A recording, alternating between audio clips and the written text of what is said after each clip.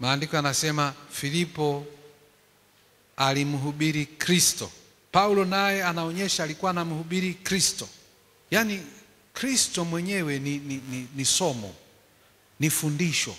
Kumfahamu huyu Yesu alivyo, ametokea wapi, amefanya nini, alikufaje.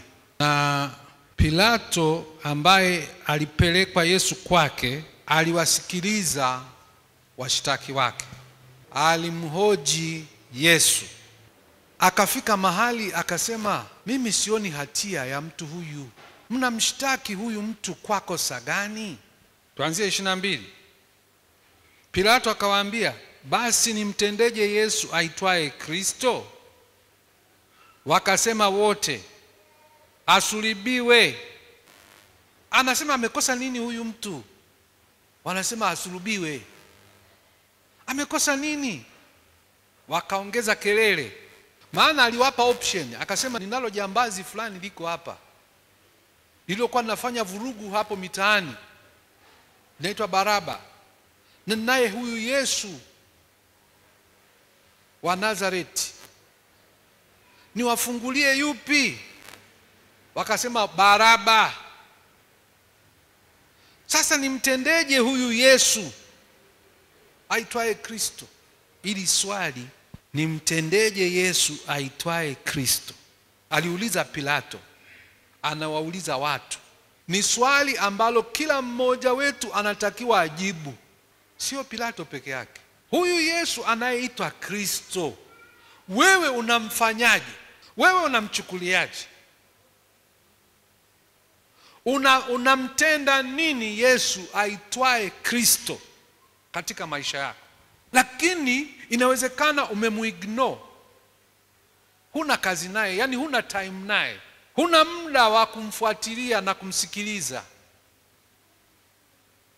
Chochote unachoamua kumtenda Yesu ni hukumu yako mwenyewe, kwa sababu hatima ya Yesu ilikuwa imeshaamuliwa. Yeye lazima atakufa, na atakufa kwa ajili ya kuokoa wanadamu, na atafufuka. Inabaki kwako wewe, unamchukuliaje Yesu?